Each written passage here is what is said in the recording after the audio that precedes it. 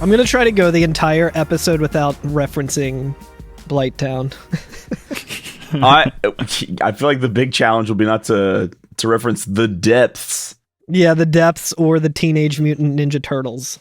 Oh yeah, they're all. No, here. we will be getting that. Yeah, this entire episode should just play music from Turtles in Time. So previously we saw Vincent leaving the WRO, headed for Nibelheim, right? Yeah, I guess. The World Regenesis Organization. Yeah, and we don't really know where this headquarters is, right? I don't think there's anywhere we can... I don't know if it's mentioned anywhere. I would imagine somewhere in either Midgar or Edge. Oh yeah, I think we learned there in might the be. intervening week that Edge is just a town on the edge of Midgar. I would actually like to talk about that because it's funny that I've kind of, when talking about Final Fantasy VII Remake, and like not to get too spoilery about all of that because of, we haven't obviously covered it on the podcast yet, but anytime I've talked about it to anyone who would listen, I would kind of complain about how it's more so the extended universe of Final Fantasy VII that I don't really give a shit about. But the past like week or so, we've watched Advent Children and we're playing Dirge of Cerberus, and then watched it twice. New friend of the pod, Chris from the Monster of the Week podcast, literally like one day just recommended a book, like mentioned it in passing to me, and then the next day I happened to be at a Barnes & Noble and just saw it there, so I was like, I'll pick it up. And it's called Final Fantasy VII On the Way to a Smile, which is a really shitty title, but I like was just like, oh, okay, I'll pick this up. It has a little bit more. It like takes place between the events of, you know, the meteor fall in Final Fantasy VII. Actually, before that, it takes place between like the events of Final Fantasy VII and Advent Children. And pretty much immediately on the first page, it answers questions that I brought up in the Edge episode. I was like, where's Edge? Didn't we go everywhere in Midgar? Like, what's going on? But yeah, you idiot! You just didn't read the book. Yeah, you didn't read the book, dude. Well, after J.J. Abrams took over the Final Fantasy universe, all the books are no longer canon anyway. So, but yeah, Edge was a town that was created after the fall of the plate in Sector 7. And people literally just took the wreckage from that event and like moved it to the edge of Midgar and set up like a makeshift town, kind of as like, I guess, a replacement for Sector 7, and it kind of just became its own place. Because of Meteor Fall, Edge is probably thriving more than ever. Yeah. Since most of Midgar is pretty much in ruins now. Yeah, exactly. Because if we remember from the end of Final Fantasy VII, it's not really like Meteor that does the damage, but the life stream. Tornadoes and shit. Yeah, the tornadoes and like the life stream, like the huge like burst of life stream that kind of just gushes out everywhere. Like that actually really fucked up a lot of shit in Midgar and in the world in general. But so I've accidentally done more research this season during fucking Dirge of Cerberus than I've ever like done outside of like just playing the game. I mean, yeah, like the road less traveled seems way more appealing in fandoms. Yeah, since all the iconic moments tend to be retreaded pretty often. Yeah.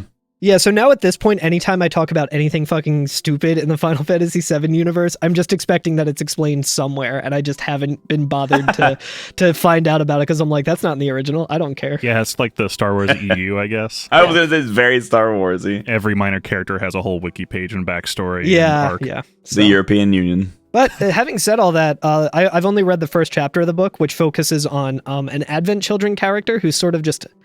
you know, like he's kind of like a side character in Advent Children that you're like, who the fuck is this kid? I don't care about him. But yeah, like, it's just to give a face to the main conflict, since otherwise we'd have to care about nameless characters who'd happen to have geostigma. Exactly. Yeah. His name's Denzel. But like the end of that chapter with him is a scene right from Advent Children where he picks up Cloud's phone because he finds like Cloud's motorcycle, which I don't know if it's the Hardy Daytona or not. I don't think it is. It looks way too sleek. Yeah, he's hardly Daytona.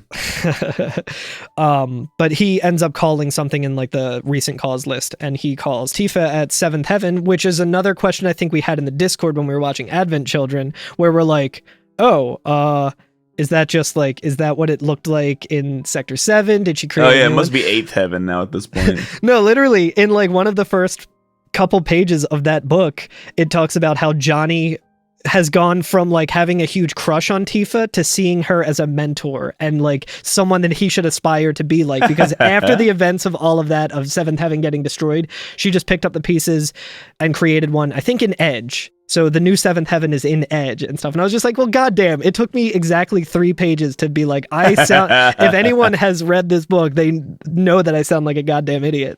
And you call yourself a true fan, Carl.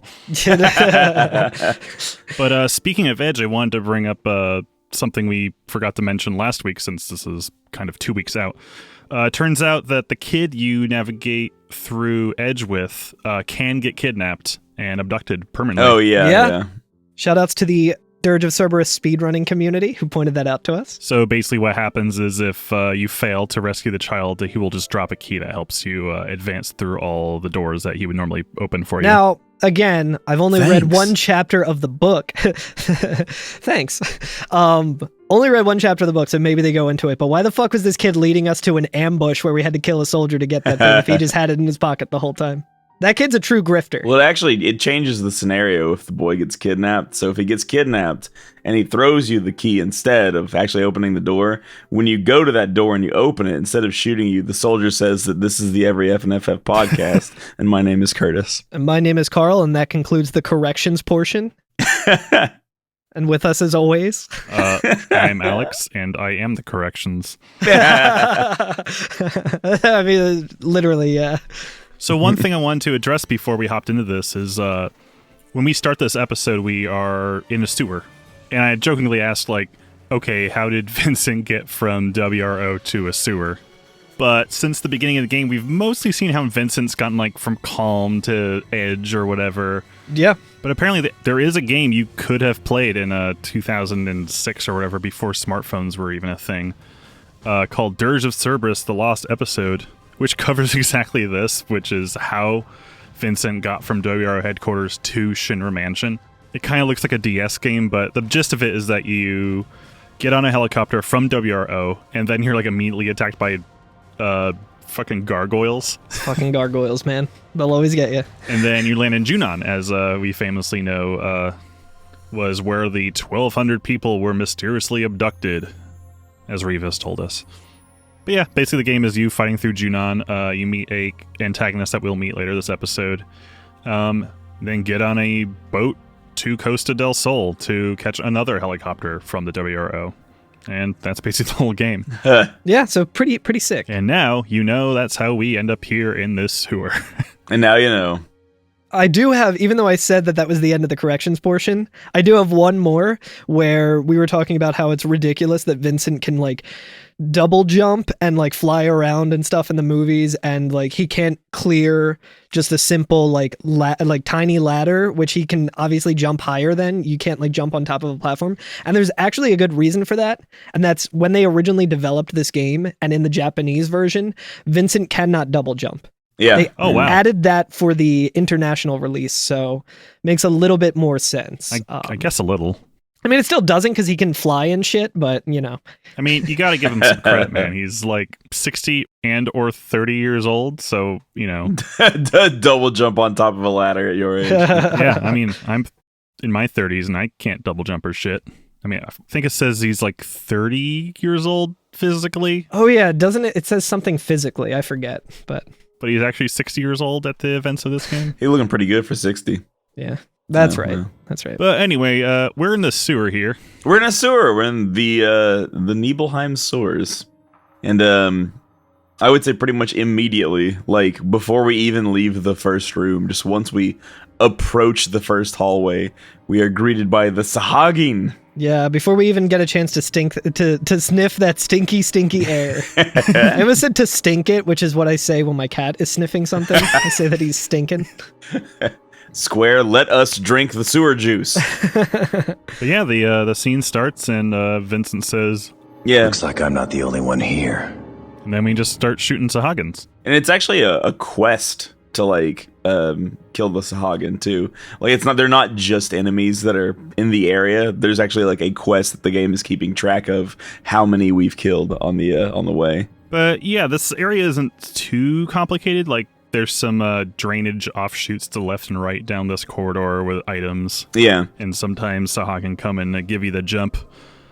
But essentially, yeah, it's just a bunch of sewers. There's some gates. Yeah, I actually like this kind of area a lot. I think this is like the best designed area yet that we've been to. It's really good. Yeah, I like it. Yeah. It's kind of twisty and windy.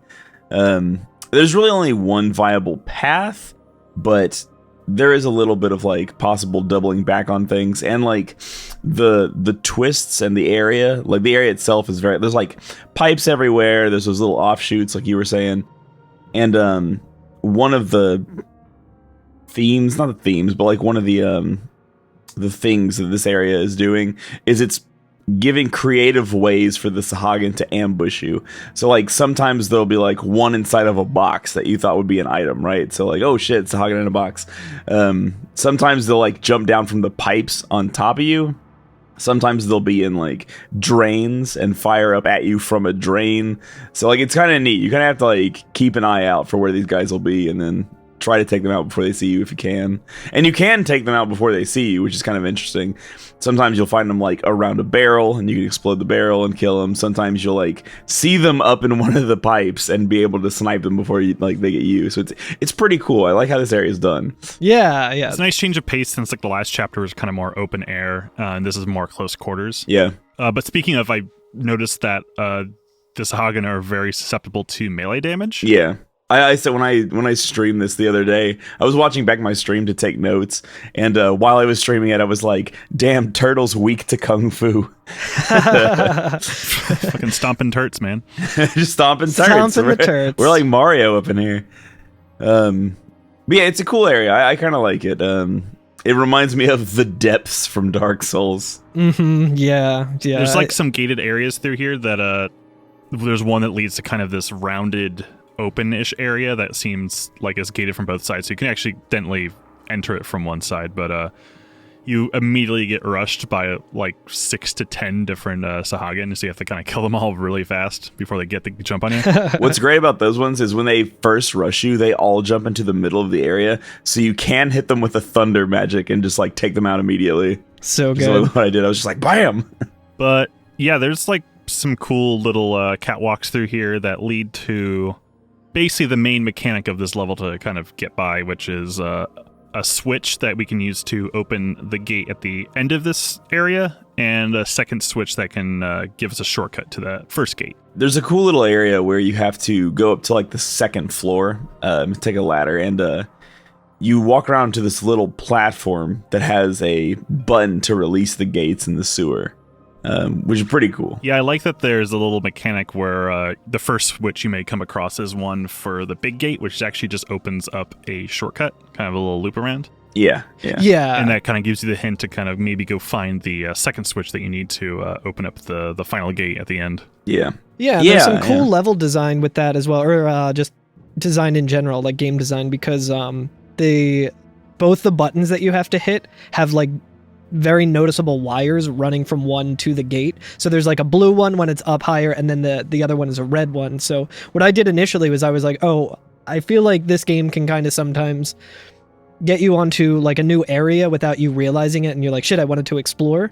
So I was like, that button looks like it might do that, so I'm just going to jump down. And then I jumped down and fought some Sahagin and hit the other button first, and saw like the thing open, and then I was like, oh, okay, cool. I wonder if that's the same thing. And then I realized like the different color and stuff, and doubled back, and then it was like, oh, okay, cool. Like that, I don't know. I thought it was pretty good. This actually just reminded me that I love that you can actually follow the wires. I love when games do that. So like there's a switch that you can actually follow the cable from said switch to the gate to kind of figure out where it leads, which coincidentally, like later I'm going to mention again, but this reminds me a little bit like Half-Life 2, which has little mechanics like that, where you can figure out what's powering what just by following a wire somewhere. Yeah. It's very cool. I think this is the best stage yet. I think the stage is really good from the beginning. It's really good, yeah.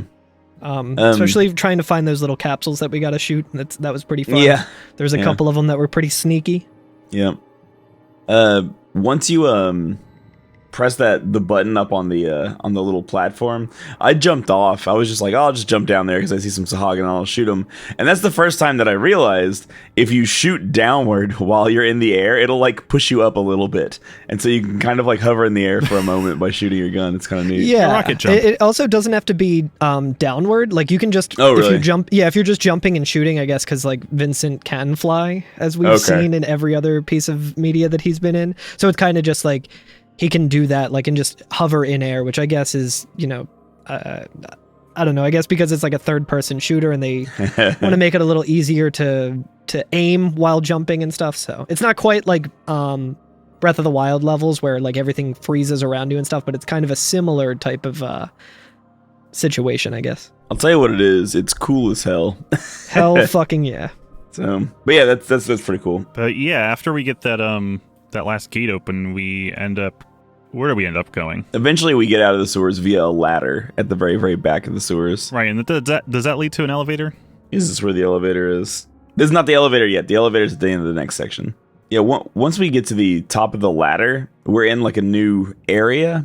There's kind of like a little warehouse. It looks like there's a bunch of like boxes being stored. There's some shipping crates, and I like that we come out of the ladder as soon as we get off. There's a deep ground soldier who's not facing us, who's guarding the place, and you can just stand there and like walk around as much as you want, and they won't see you until you like actually cross their field of vision. Yeah, I think you took your time and like. I took my sweet time. I saw him and I was just like, No, I made a big gag out of it, getting like a gun with like the sniper scope on it and being like, we're gonna snipe this person from point blank range, like right in the back of the head. Boom.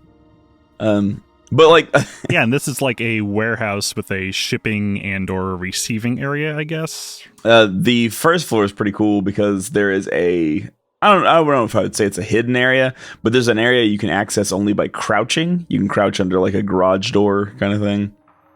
And you can go back there and yeah, it's kind of like a loading dock or something. Yeah, you can go back there and get the power booster accessory, which ups your attack by 25%. So it's pretty good. That is also an endless stream of enemies, which I was suspecting because you can just keep killing them and they keep coming from all sides. There's like 4 different like doorways or like bays, I guess, that they're like appearing in, and you can keep going and you can keep chaining. Like I think we talked about the chain system in this, where when you get a certain number of like as you kill more and more, you chain them with one another. I finally played through the tutorial and learned that that's not just like a cool number go up thing, but it also increases the first thing of damage you do.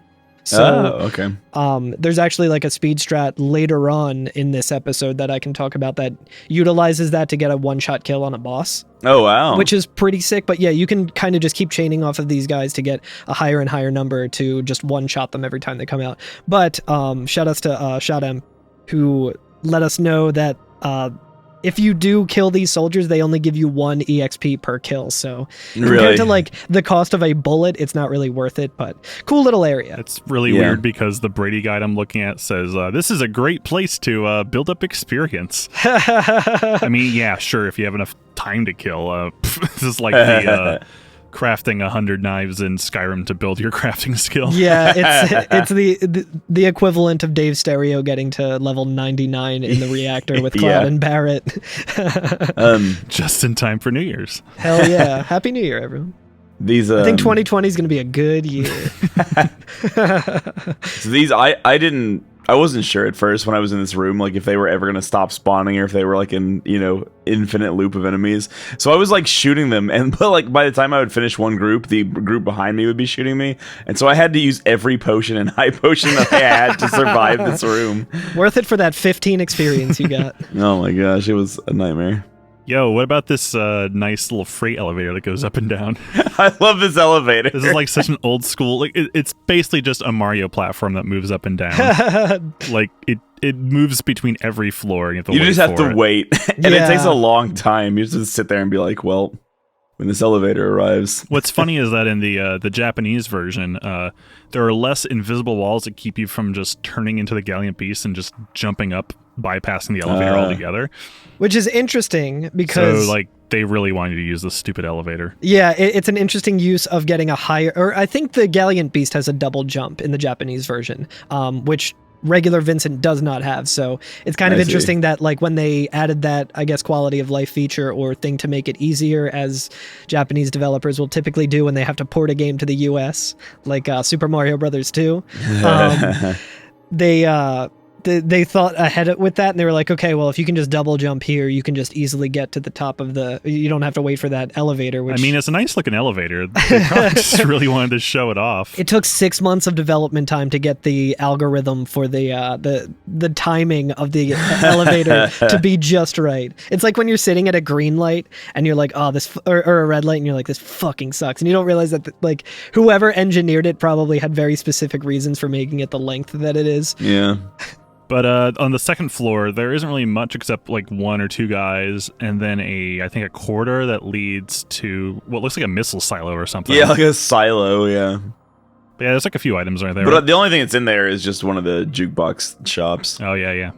But when you're in there, you may notice that there's a catwalk above you, which you can access on the third floor, which is where we need to go next. Yes. Correct.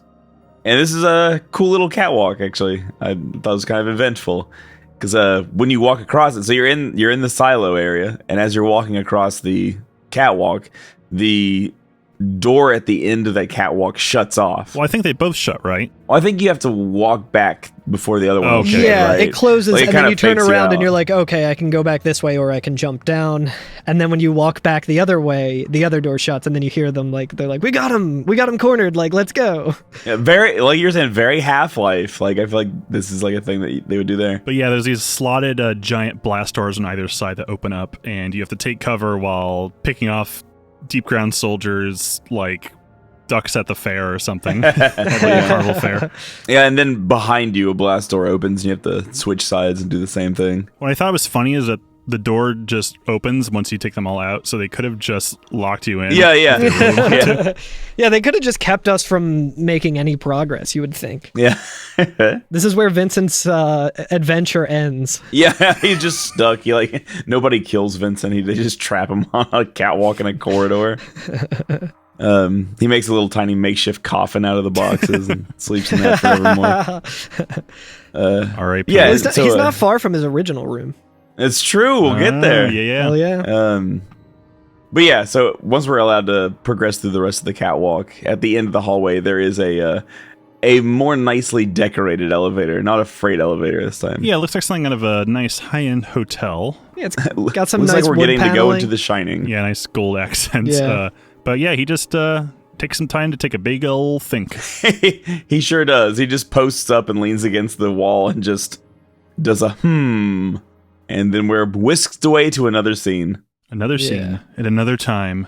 The scene fades up and we see Turk Vincent again, this time introducing himself as Lucrezia's new bodyguard while she's staying at the Shinra Manor, it seems. Yeah.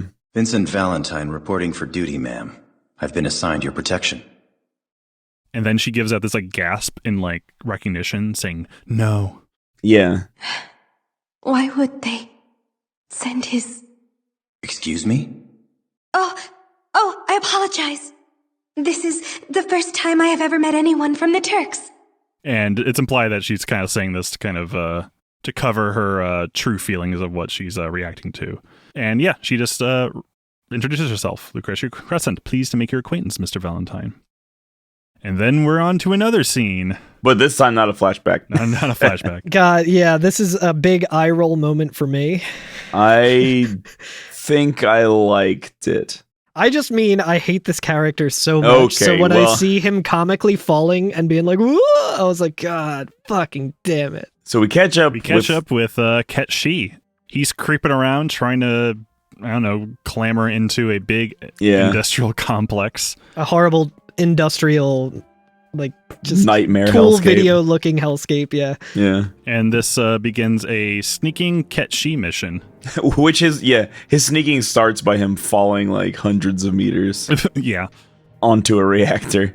Yeah. So this is, I've learned recently, is Reactor Zero, which is Okay. somewhere under Midgar, I assume near like Shinra at the center. And I guess this is where Deep Ground HQ may be located. I could guess that, because like when we saw the very first in the very first episode, we saw that news broadcast of like all those like soldiers and media people like vanishing or whatever, and they were the door going underneath like Shinra Tower, or they were in Midgar. And so like when we keep hearing from Deep Ground like, oh yeah, I was under this area like deep within the earth for this long, and he's probably like, yeah, right, okay, that's probably where they are. So it's not just a clever name. It's not just a clever name. Does that imply in the news they just let them loose? I guess. I was thinking about because that, Deep Ground, as a matter of fact. Because Deep Ground just like attacks. You know what? As soon as we see the news, like, oh, looks like that. Put a pin in that. Put a pin in that, because I do want to talk about that because of something someone says later in this episode. Okay. So like, interested to have that. Just wait a second. Like, wait a second. Yeah. Why now? Yeah. No, I have a question about that. But yeah, it's time for Metal Gear Ketchi. We're gonna. This chapter is literally called Solid Ket. If you select it on the chapter select menu, that's awesome. It's pretty good.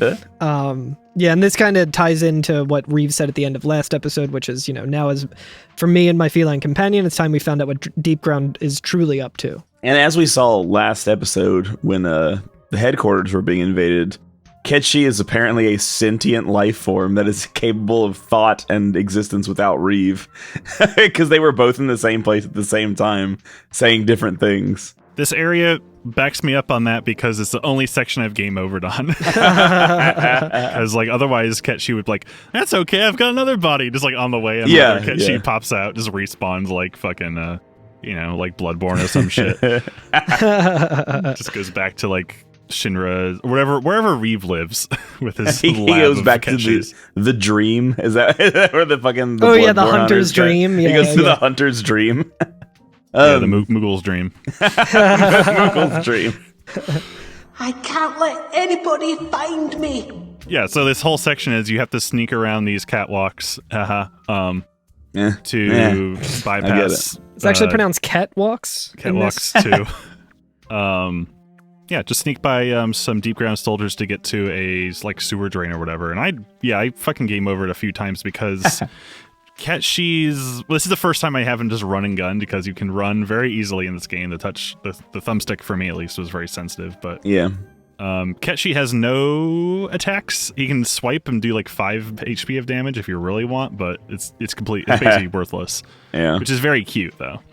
Damn, I didn't even notice that. I was just immediately fired on by fucking soldiers, and I was like, well, I failed a mission then, because I'm thinking like Metal Gear Solid, like you don't want to get caught and stuff. Or you thought we were playing Dirge of Cerberus on European extreme difficulty. Yeah, big boss difficulty, trying to collect all the dog tags, which I did not do.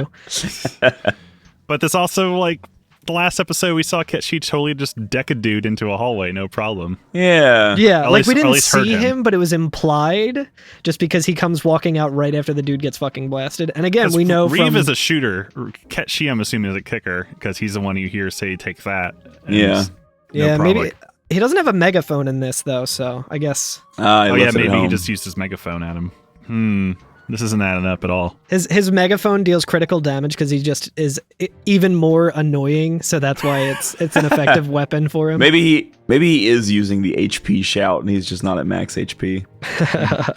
Although actually we see his HP though. He can get shot a couple times. It isn't just instant game over. Exactly. It's not like he has 300 HP. We should be doing a ton of damage.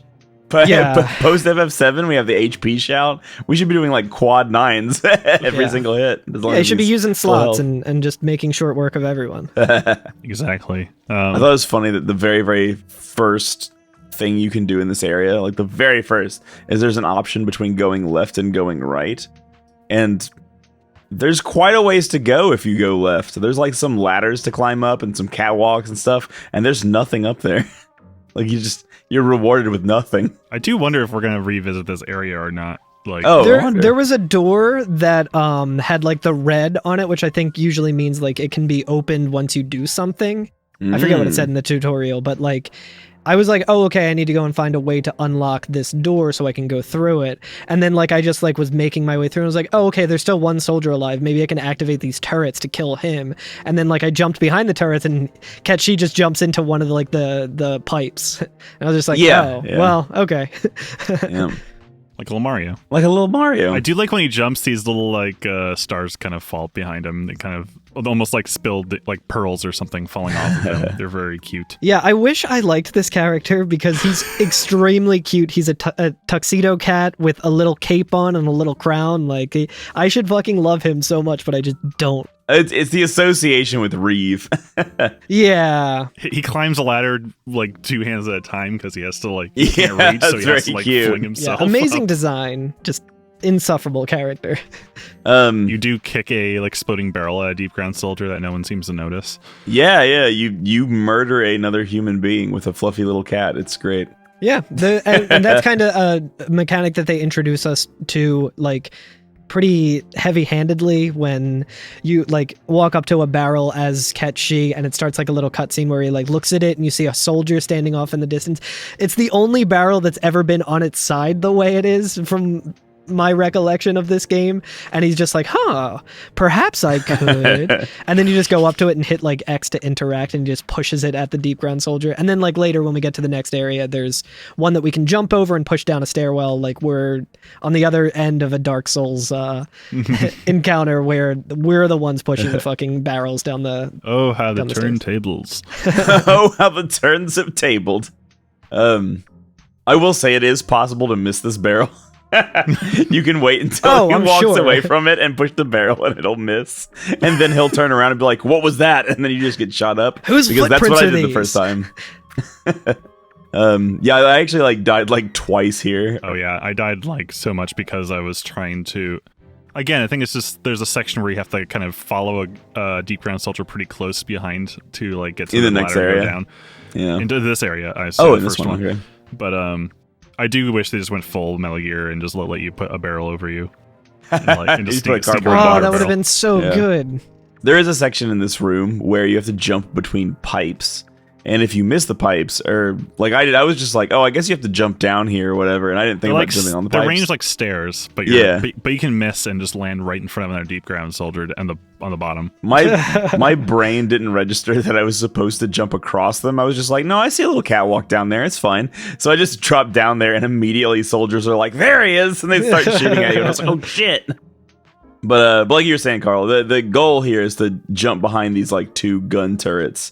And you'll get into a pipe and go to the next area. I think they're those shield turrets, actually. They'll just little punchy shield ones. Yeah. From last episode, yeah. I don't know what those are called, but... Yeah, the punchy shield turrets. That's their name. Called bullheads.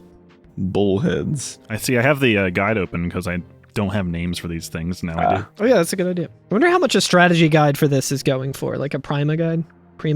I am looking at the Brady. Oh, yeah. It's on archive.org. You can check it out for free. Nice. Thank you, whoever uploaded it. You can get it for $10 at abooks.com. Nice. Unless I buy it by then. Then you can't get it. So what happens once we get through this second sneaking section? Well, once we get to the first sneaking section, there's a very tiny cutscene where Cait sees those, what the hell would you call them? Not boxes. Moving pods. They're like pods. The containers. The containers from the very first episode when we were in Calm, like that all the people were being herded into.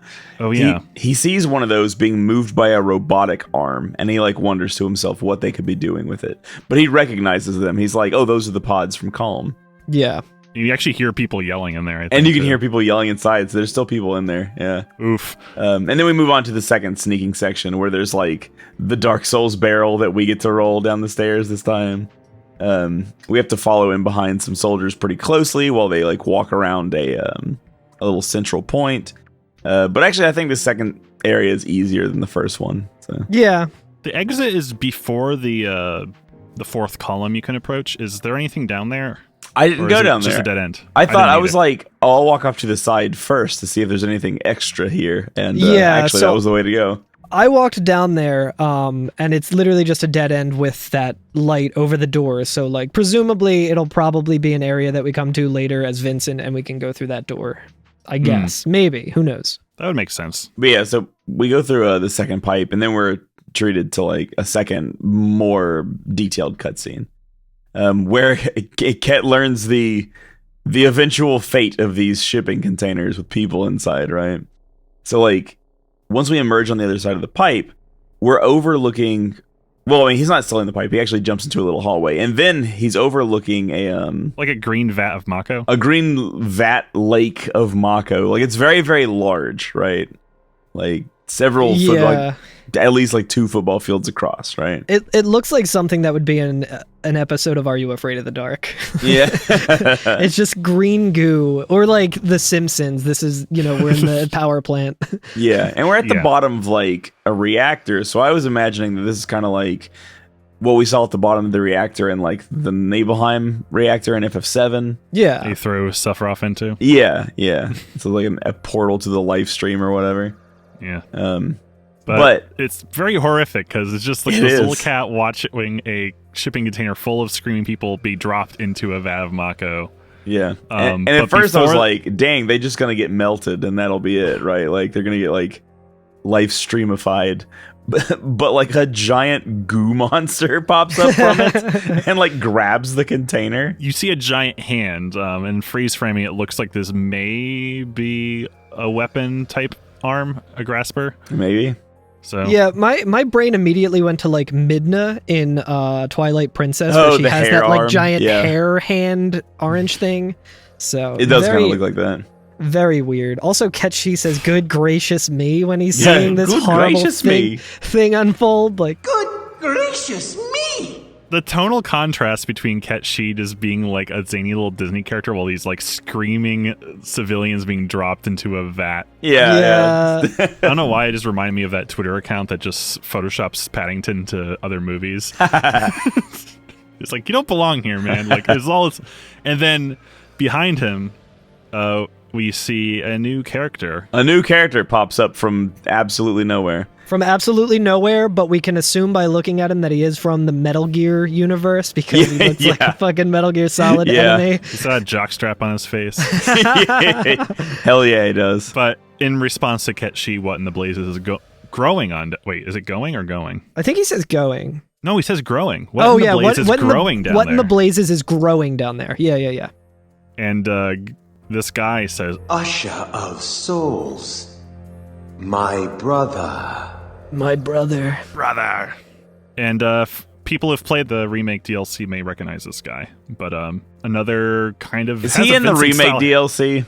I think so. I hate FF7 so much. I'm sorry. Go Wait, ahead. he's in the remake DLC? Yeah. I probably didn't get that far. Yeah, someone immediately who's this handsome boy? And they immediately they modded it to take his mask off to see his beautiful lips. This is the goofiest character yet. And he's basically just like a straight jacket boss, right? His design is basically like messy hair and a guy with like a diaper on his head and a straight jacket. This guy he's got like mechanical wings from what we can see in the... He is pure deviantart.com. Yeah. So edgy. And then it's fun. This Ketchi gives us his name. Yeah, that's right. So he says, "My brother, Omega." Yeah, I guess that's Omega. Ketchi is like, "It's Nero the Sable. Oh dear," and he gets Norded. He gets straight up Norded.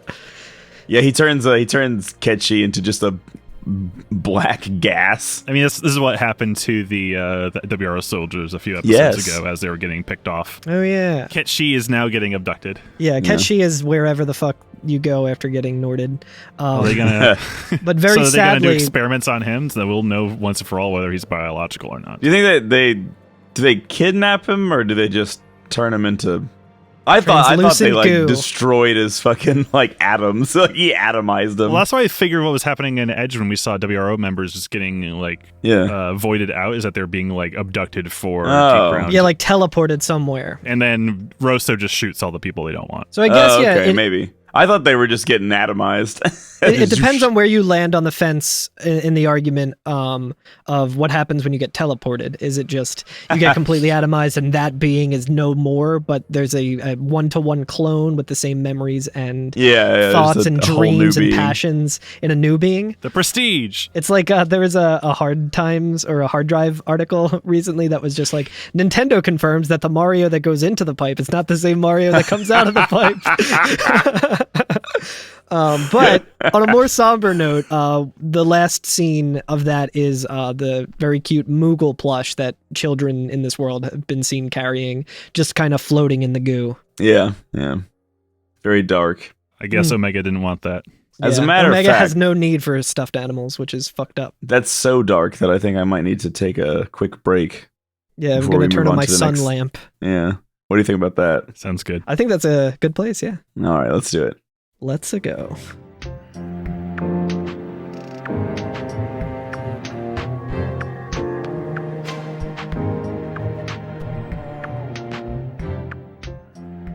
I would probably buy that Moogle stuffed animal if they sold it.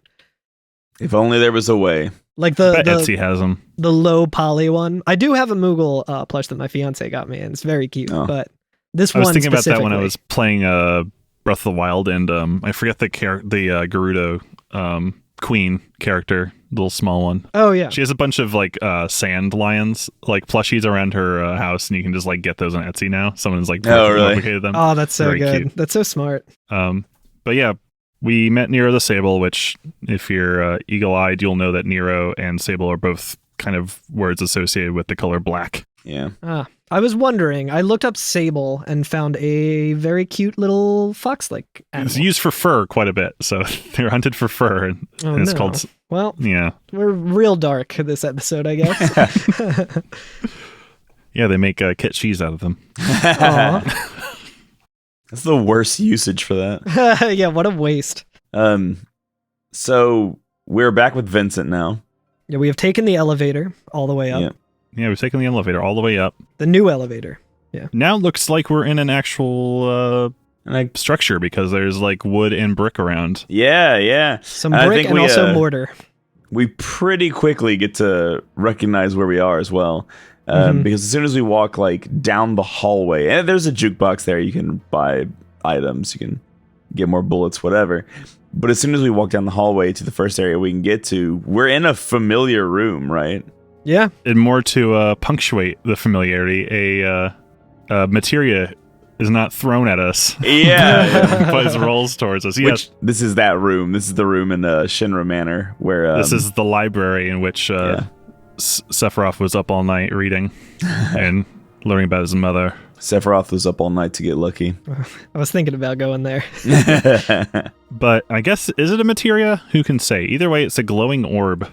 That, I think in this universe, everything that's like a couple inches long and like in diameter and like a ball is materia. Yeah. A ball that's just too big to put in your mouth is probably a materia. Yeah, a big jawbreaker. Ed and Eddie sized. Fuck yeah. But he picks it up and behind him he hears... no, he doesn't hear anything. He turns around and Lucretia is standing here, right? Yep. Or so we think. Here she is. A ghost. But she says, Vincent, right? Have you come to check up on me? Because probably Lucretia has not seen Vincent since he was a Turk. Yeah. It's been a while. It's been quite a few years. Yeah, and she like walks toward him and he like is surprised, but he kind of puts his arms out as though to like catch her or give her a hug or something like that, to be like, oh my god, I haven't seen you either.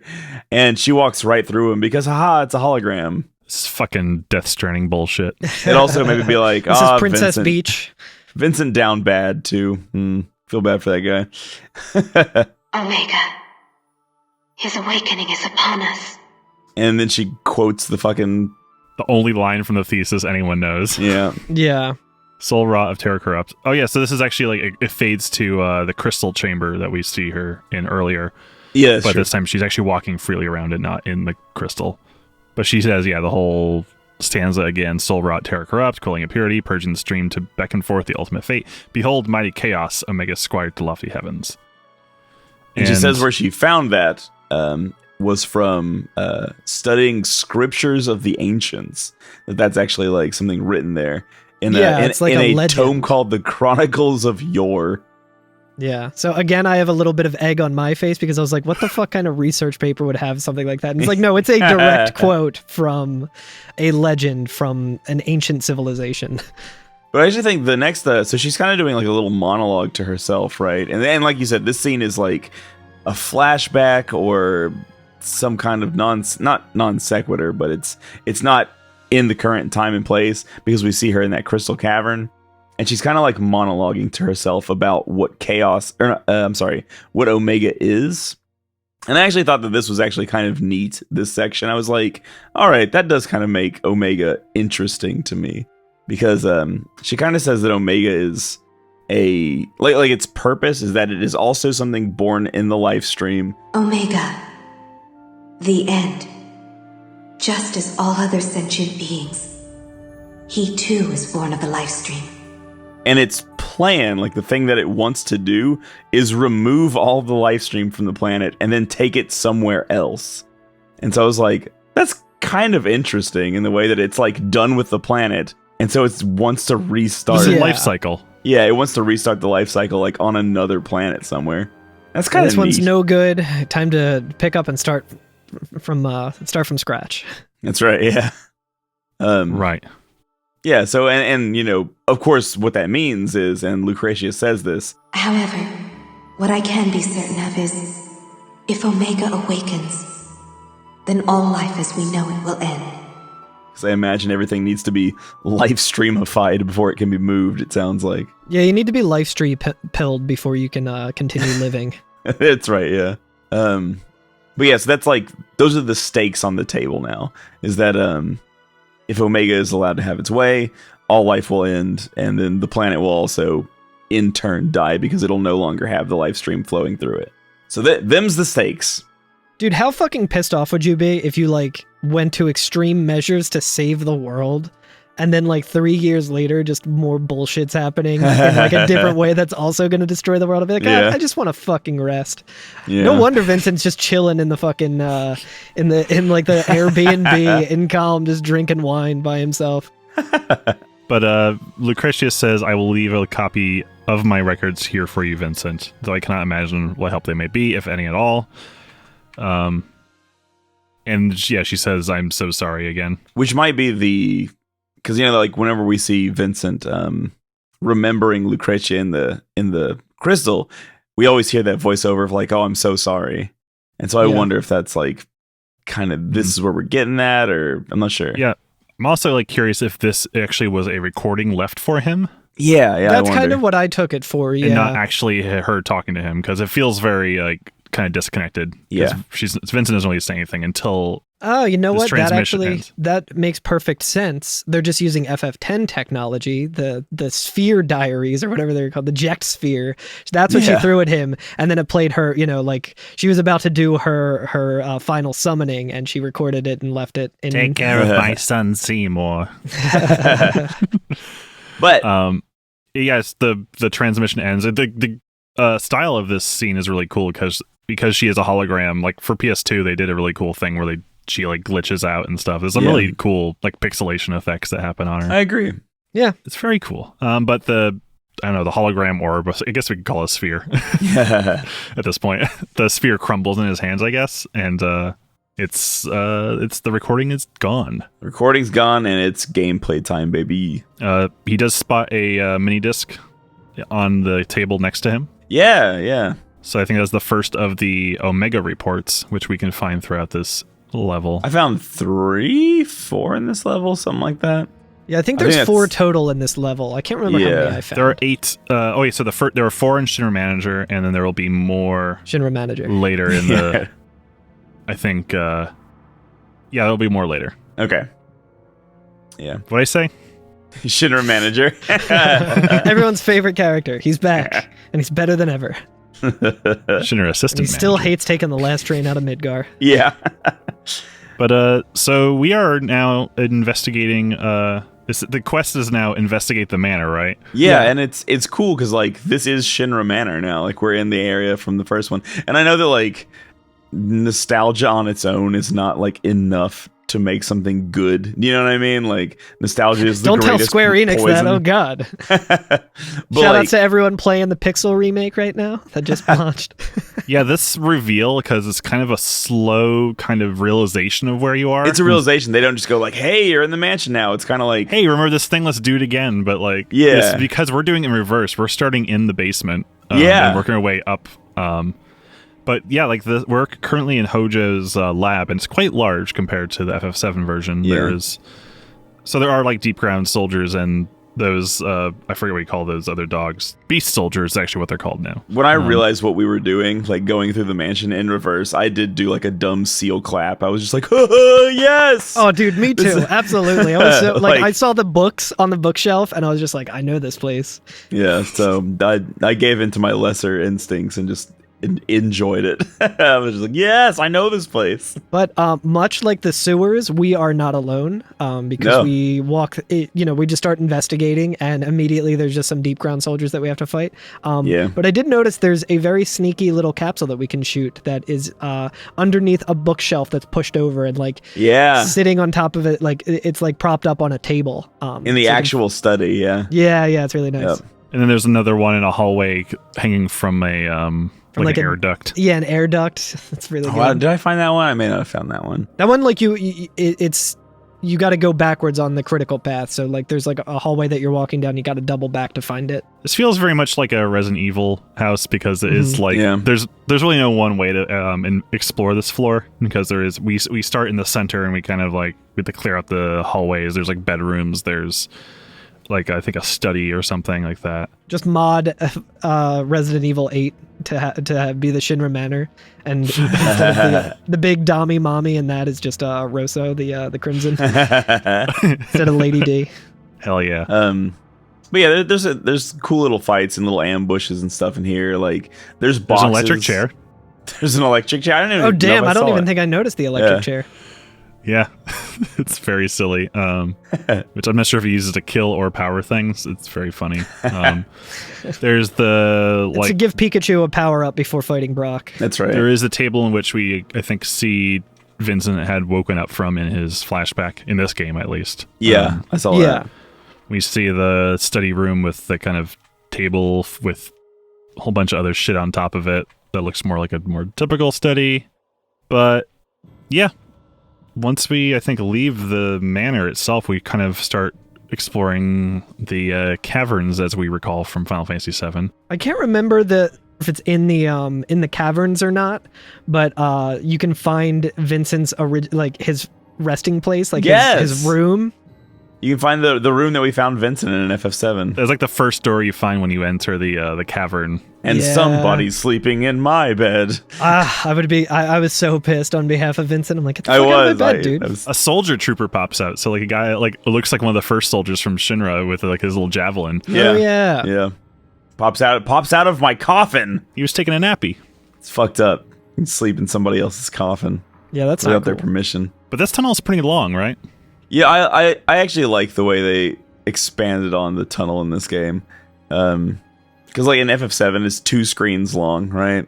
You reach the bottom of the stairs, you walk past down Vincent's door, and that's it. And then you're to the lab, But they don't add so much to this area that it feels like a super twisty, windy, crazy thing. It still is basically just like you walk down the hall, but they do expand it. They put some other stuff in it. They put little drop-offs. There's a couple little like missions that we have to do in it. It's cool. I like the way it's done. God, can we talk about the fucking mission you have to do in this? Because I hated this mission. Okay, so the first mission we come across, again, very Metal Gear Solid. We find ourselves trapped between 2 gates, and the quest is disarm the mines. Yeah, and I think there's a timer counting down this time, There right? is, 3-minute timer. Yeah.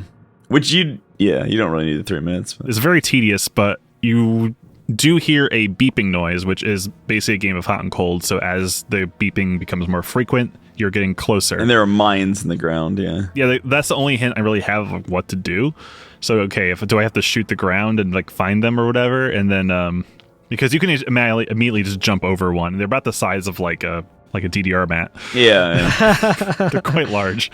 But if you get close enough to one without touching it, it will just like appear in in one frame. Yeah. And that gives you the opportunity to shoot it, but you want to be able to back away quickly enough to shoot it. But if you back away and don't shoot it, it'll just disappear and you have to like make it respawn again, which is really frustrating. When I was doing this de-arm thing, I would like get close to it and be like, there it is. Now I'll shoot it to disarm it. And I would shoot it and it would explode and do damage to Vincent. And I was like, what the fuck? And so the next one I would be like, okay, let me back away first. And so I'd back away and it would disappear. And I'd be like, oh, come on. So what I did was I found each of them by just walking onto them and them just blowing up, and I was like, what the fuck am I supposed to do? Like, it's saying deactivate. So there was only like the last one that I found and realized that you could just shoot it, and I was like, oh, okay, cool, I can do this now. And nope, that was the end of it. I was like, well, shit, I did not do good on that mission.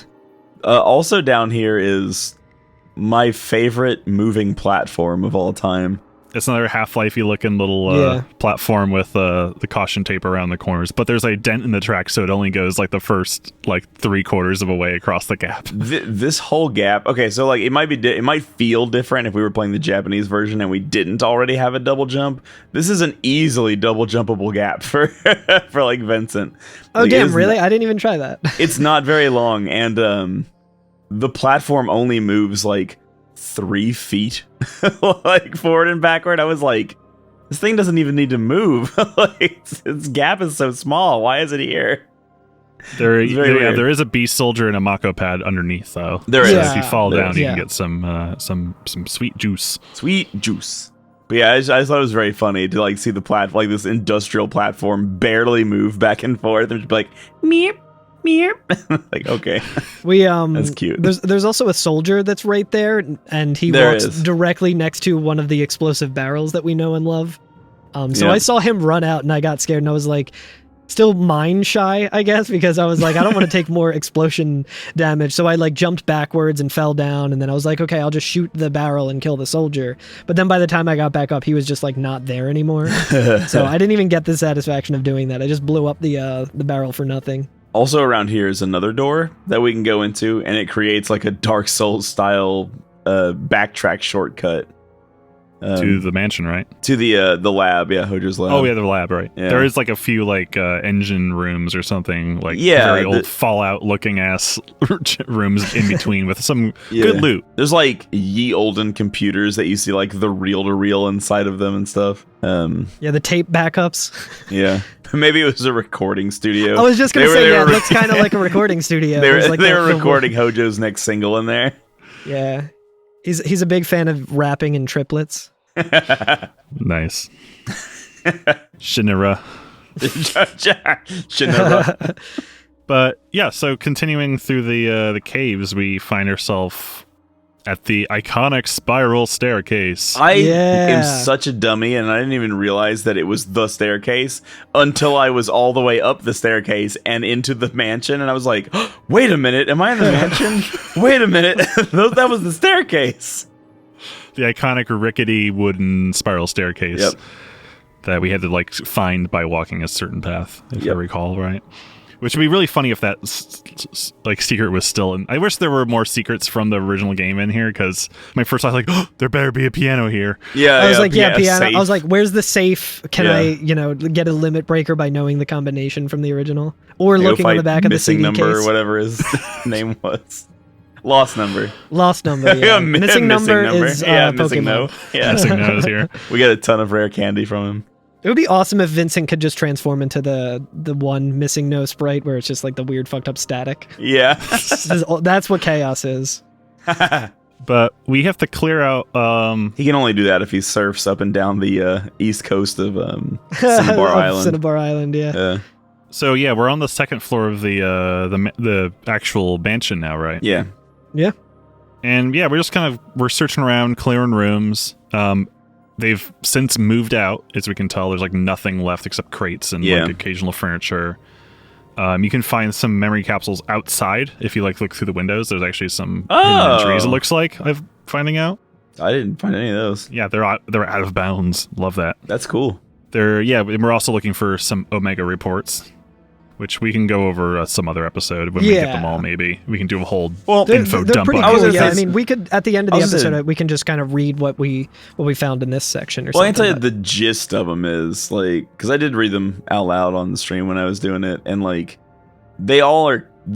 each one of them individually doesn't exactly like give any revelations.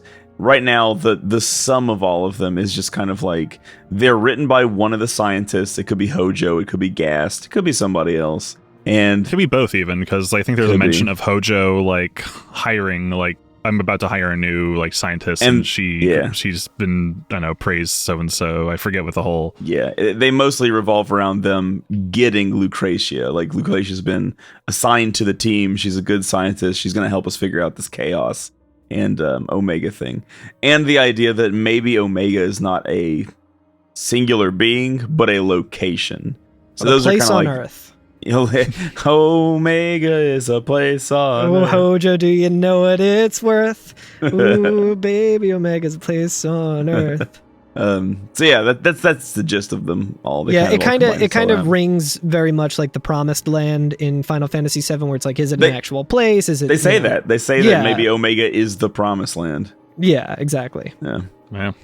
But there's not a whole lot in the mansion itself. There are like more beast soldiers. There's more actual other normal deep ground soldiers. Some Mako recharge. As we're like clearing through rooms, we realize there's like one room we haven't reached yet, is because like that the hallway that connects like the two left and right wing is blocked off from like the main room, so you have to kind of go around. It forces you to do like a long kind of roundabout path. Yeah, and that leads to a larger room which has a corridor kind of branching off of it that we're not familiar with, right? Yeah, we come to like another freight elevator that we're not allowed to take this time. Oh yeah, I wonder if that connects to anything. Yeah, you need a key fob to activate that one for you need your room key.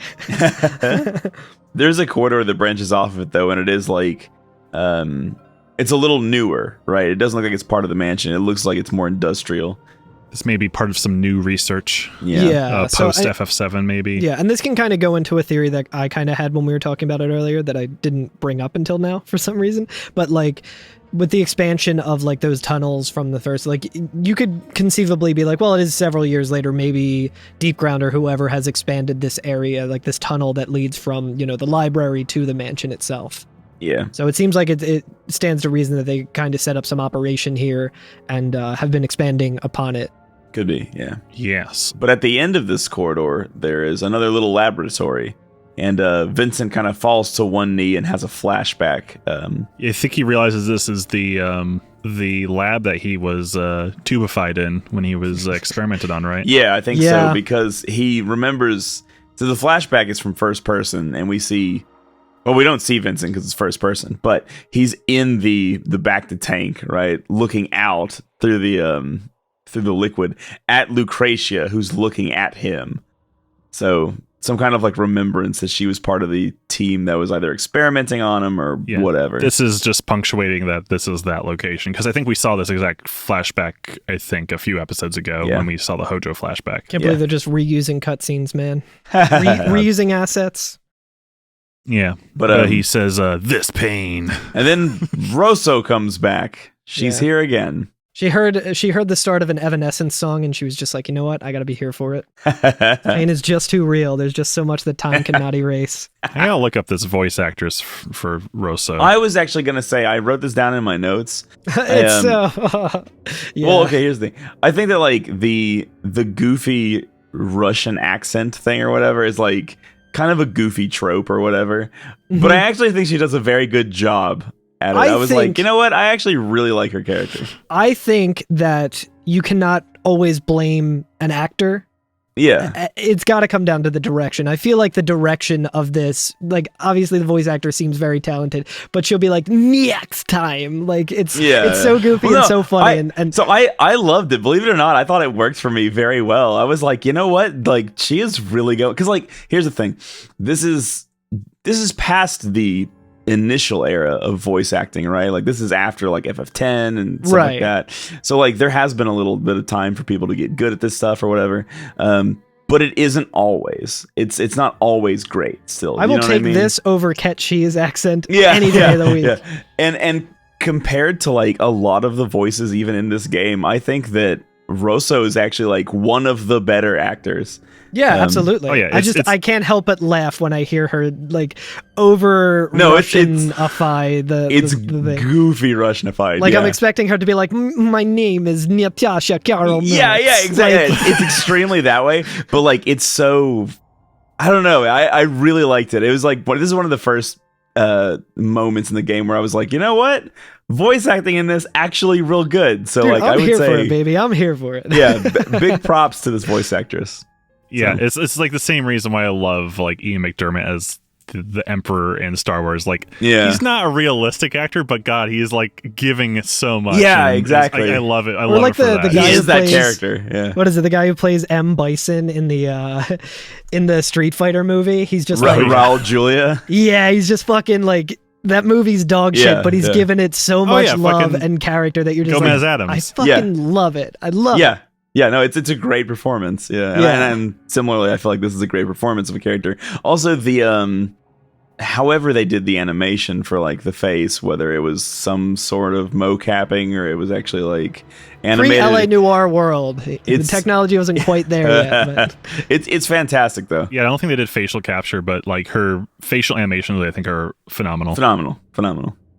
Really good. And I mean, this is probably post. I mean, they were really nailing like mouth and facial animations with like Kingdom Hearts stuff, and I think that really shows here. Kind of, I agree. Not putting too much detail, like letting all the like movement kind of carry the hill. It also works for a game where Vincent is the main character because he doesn't need to talk or show any other emotion than or show any of his face. Yeah. I will say I'm very glad that this was before the technology was there to do the Disney smile or like the Pixar smile, where it's like the side smile thing, like that. The shit. DreamWorks one, Yeah, there's that game that came out recently, Kenna, the Bridge of Spirits, which is a fantastic fucking game. It's so good. It's very cute. The graphics are mind blowing. But anytime like there's someone smiling in it, they do like the fucking extremely cringe like TikTok like theater kid cosplayer thing of the cartoony anime side smile, and I'm like, ugh. So I'm glad that doesn't exist in this game.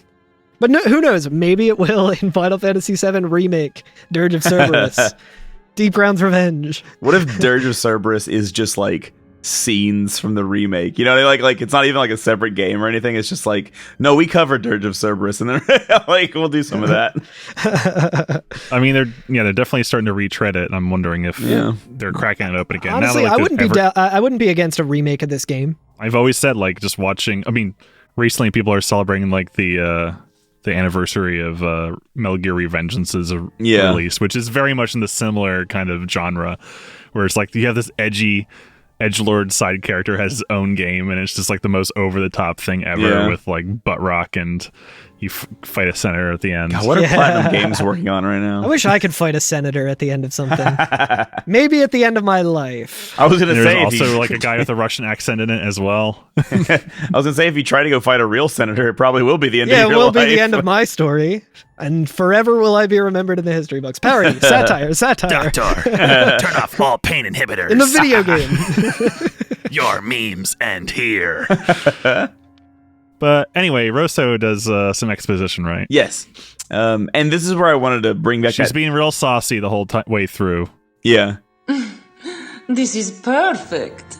I so wanted to see you, my love. I feel like there's some very... how do I put this? There's some very egregious shots of, certain proportions of her body kind of thing. Yeah. Very like Nomura kind of butt shot. They put a lot of work into her. They gotta get their money's worth. Yeah. But Vincent asks her, like, what does Deep Ground want to do with Omega? And she very much just like, yeah, I don't give a fuck about Omega. Like, I don't give two shits about that stuff. All I know is that Vice is cool, and I'll do whatever he tells me to do. So, like, I'm into it. But other than that, just like killing people. She's like, love killing people. Weiss wants me to kill people. I see no problems with that, so I just do it. I don't care what else is she's going like, on. I don't know what Omega is. Fuck that shit. That's dumb. It is not every day you are granted a chance to cleanse the world of all life. Just the thought sends a chill of excitement through my body. Yeah, this chick She, like- loves genocide. She tells a little bit of the story of like deep ground soldiers, that she was like born in dark. She was born in the darkness. And Chained to a destiny of servitude. I wanted to. This is where I wanted to pull the pin out of like, why did all this start? Did we accidentally open the door to deep ground? Because she says that 3 years ago we were finally released from it, and I was like, what could have happened during Meteor Fall that would have caused this to start? And I don't know.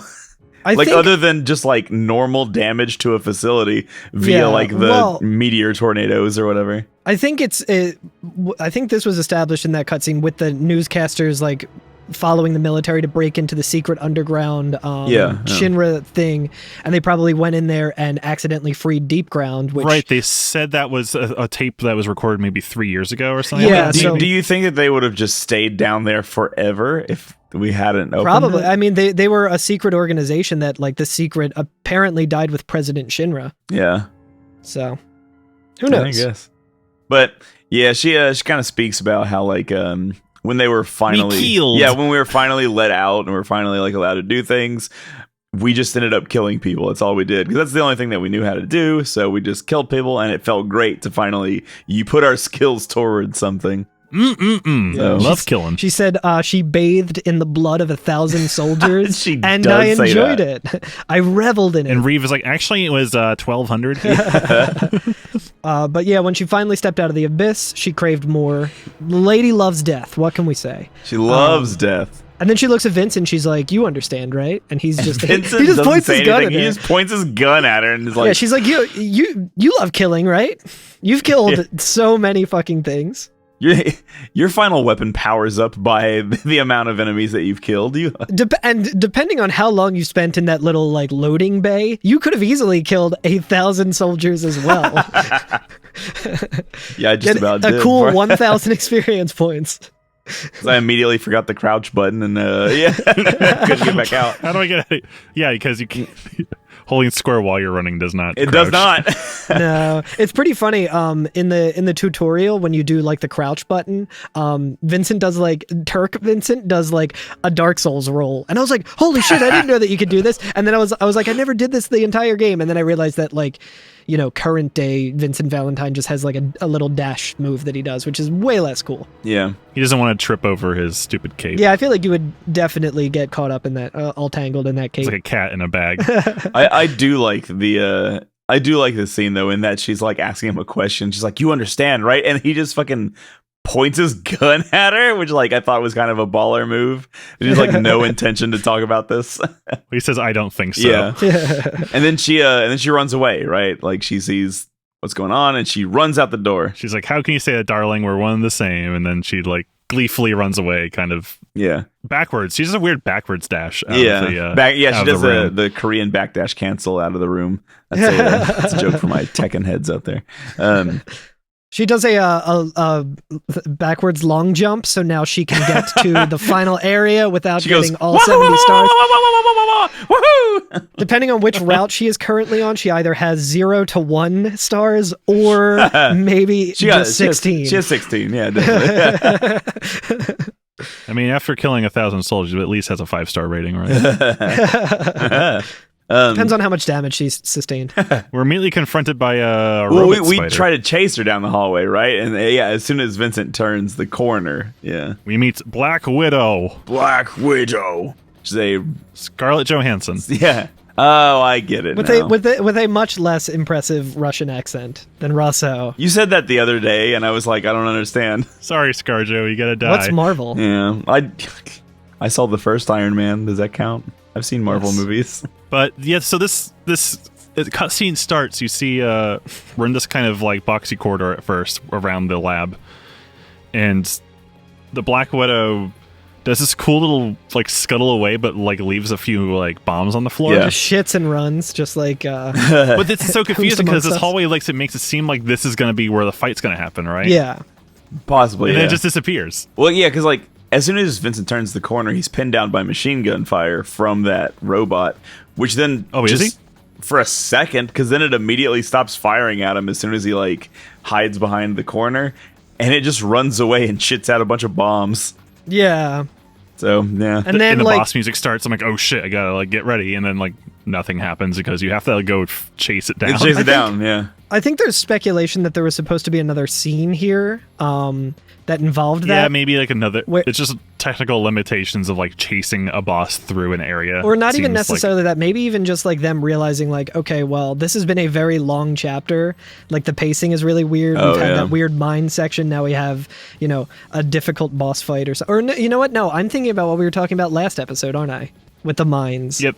Yeah, those mines with the maybe Azul chasing us through the hallway or something. Who knows? I'm just full of mechanic. shit, just like this episode. But either way, we follow it back, and thankfully there's no soldiers, but there is a vending machine has spawned in one of the rooms on our way back. Yes. And we can stock up there. And then we finally catch up with Black Widow in the atrium. In the atrium. Yeah. Love it. In the first main area of Shinra Manor, and we fight it as a boss here, which Alex, you pointed out while I was playing that there is a jukebox shop in the room with us. Like as we fight this during boss. the fight, we can really? We can just like do timeout and just go run over to it and stock up. Pretty hilarious. It's very funny, but so this thing it shoots like machine guns. It does an occasional missile, but it can also like climb around on the walls and ceiling of the area too. Yeah, it's like the wild. boss in New Donk City when the Wiggler boss in New Donk City when it's raining. It's very cool because this is when I realized that the roof has caved in in the entryway. It's very neat. Yeah, you can see the moon or the sky. Yeah, when it's running up the walls and onto the ceiling, and you're like following it with your reticle, it like shows that like the ceiling's caved in. You can see the sky. It's a really nice little set piece for this. I thought they did a very good job. Like this reminds me of something that would be in like a modern remake, but they were doing it, when it was actually made. So it's very well done. This shout out to Dynamite Dan of the Dirge of Cerberus speedrunning community, who let me know that they just killed this boss in one shot in the speedrun. You gotta let me know how that happened. How do you build a chain before this? Let me see if I can find the. Yeah, it's. I know that it is a chain shot abusing thing, but I don't.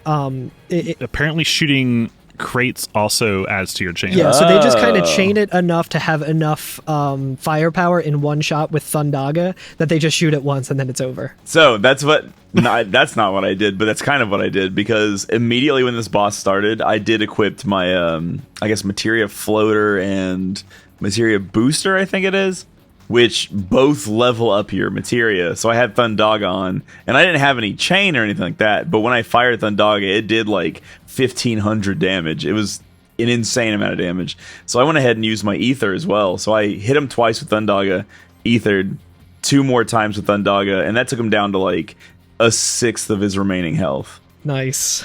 Yeah. So I went I slapped the limit break, which it was pretty effective, but it's actually more effective when he's on the ceiling, because you can actually sometimes knock him down. He'll just like fall on his head. Yeah, he falls on his head. It's very cute. Or upside down, you get to kind of like wail on him a bit while he's upside down. Yeah, and it's a pretty cool fight. It's very dynamic. Yeah, because this game has progressed very interestingly, where we're kind of messing with now we're verticality now. Yeah, which we haven't really done much in the past fights, if I recall. He also has a laser attack, like a charge laser.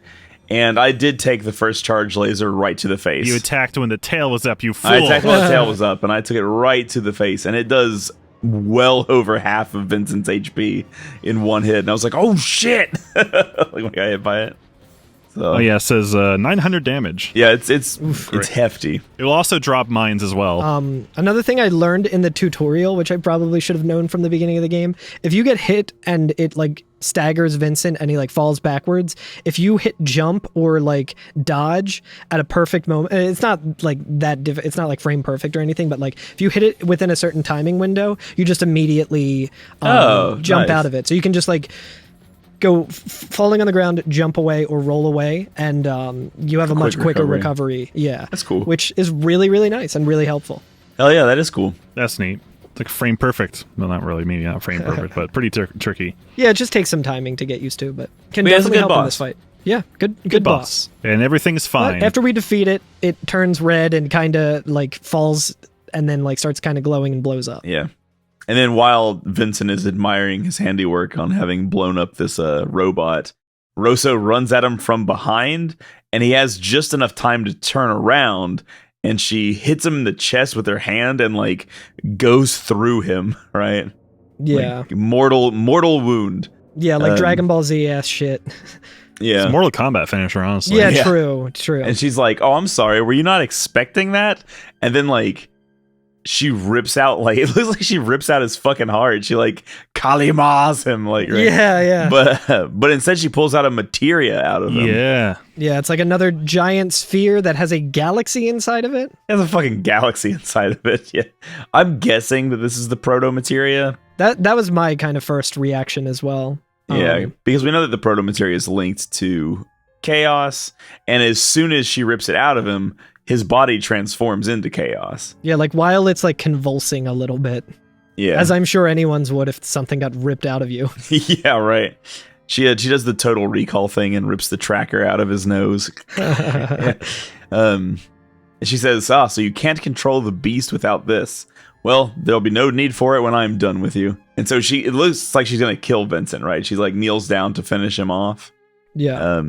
And then very heroically in the nick of time, something happens because action. Oh, I love it. A giant shuriken. A giant shuriken shuriken comes in out of nowhere. What? What is this? It made me so goddamn happy. I did not know that the outfit from the FF7 DLC was actually in this game. Yep, it's Yuffie, and she looks extremely cute in her Moogle like poncho. Yeah, yeah. There's like a flash grenade goes off, and Rosso is distracted as the flash dissipates. Yuffie and Vincent are gone, but yeah, we saw Yuffie with the cool Moogle hoodie. Yeah, and she screams, "Wu Tai, flee!" Yeah, and like Rosso runs out of the manor to try to catch them, but they're nowhere to be found. And so she like angrily punches the ground and just makes like a fucking crater like in the ground. So she's got a very strong right hook. Like, yeah, it's at least as strong, if not stronger, than Zell from Final Fantasy VIII. Ooh, if Rosso was on a train and punched the train, yeah, would the conductor have to issue an announcement? Yeah, and I think Selphie would probably be pretty pissed about that. Yeah. If you manage to survive that wound, I'll make sure you don't survive the next one. And yeah, that's the end of this chapter. Yeah. Yeah. Now there is there's a bit with Hojo. There's a few cutscenes after the scoring, but there's a lot of cutscenes. I feel like in the rest of this. The next chapter is pretty quick to talk about, so I think we'll save those cutscenes for next time. Yeah. Okay. Because I just did a little scouting ahead, and yeah, it makes more sense to kind of pack it with that side of things. Yeah. Cool. Noticeably, though, Yuffie does not grab whatever it is that Rosso ripped out of Vincent. She just kind of saves Vincent and disappears. And yeah, Rosso says that the end is upon us while holding it. She really should have just showed up, flash grenade, and like the materia is gone, but Vincent's still there. Yeah. She should have just stolen the materia. Yeah. But yeah, so rankings screen time, gentlemen. Time to whip out our rankings and compare them. Manor of Despair. Stage results. Yeah, let me get my results out here. I got an overall A. Yeah. For the chapter, targets destroyed 147. So not quite Rosso levels, but pretty good. Accuracy 59%. I always take a lot of damage. I took like almost 8,000 damage, so I got 7,000 and still got a C. Yeah, so we're a ways away. Yeah, I got 9,900 and got a D. So, dude, I got 89 kill chains. Wow. I think it was because I was just farming the kill chains in that one little hallway area. Only used 15 items. I got how much Mako did y'all get? 100%, baby. 100%. Hell yeah. Good work, team. 17 magic casted because there was a lot of Mako things in there. And there were. It took me an hour and 26 minutes because, like, remember, like a few chapters ago, like this is a 10-minute chapter. Yeah, for me it was a cool hour and 4. I was also kind of trying to skip through it a little faster because I spent like a good half hour playing the tutorial, and then my controller on my PS3 like was not connecting after one of the missions in the tutorial, so I had to like start over and skip to a new chapter and stuff. And I was like, well, I'm done with Dirge of Cerberus for today. Everybody who watched me do this stream had to sit there and watch me fuck with the controls for 20 minutes. It was so good. Yeah, I saw you. Was like, oh no, I hope I'm not late for Curse's stream. It was like 40 minutes in, and you're still on the first screen. But yeah, Vincent was just walking towards the camera without you touching anything. It was a nightmare. But it took 50 minutes. I got it done in. Nice. Nice. Was that what rank was that? A. Damn. So Yeah. I guess I didn't destroy as many targets as you. I still got the S though on that, but I got C's in damage sustained and critical hits, so that probably brought my score down.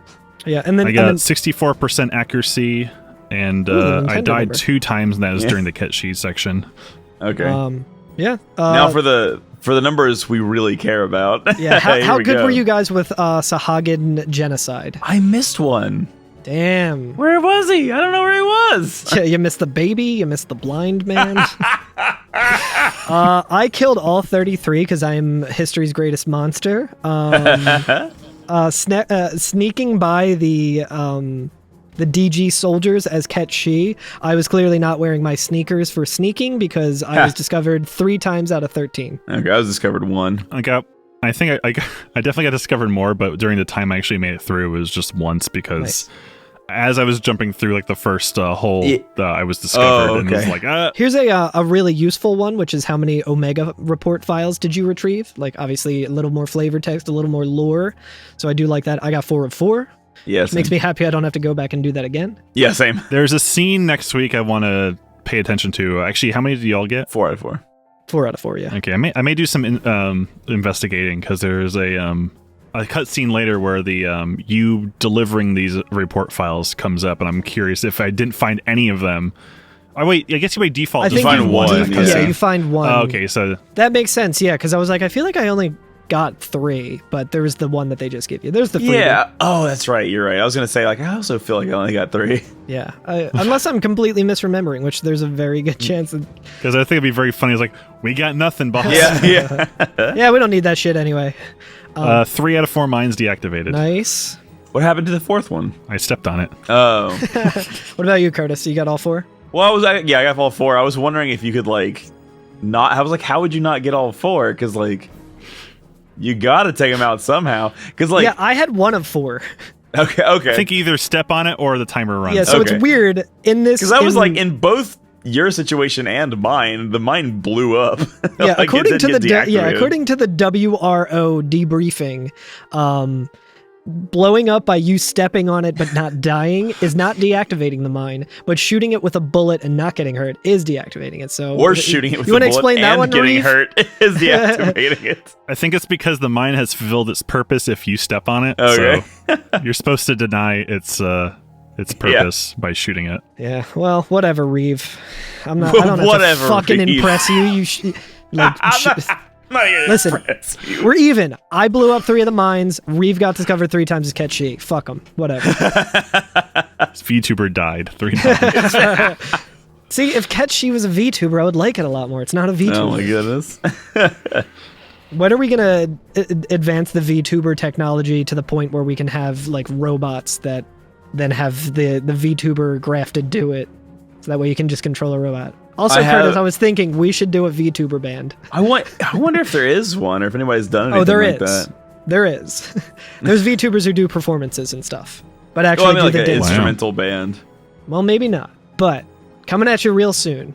It'll be cool in season 8 of the Every F and FF podcast when they was like, oh, this was the origin when they came up with the VTuber band.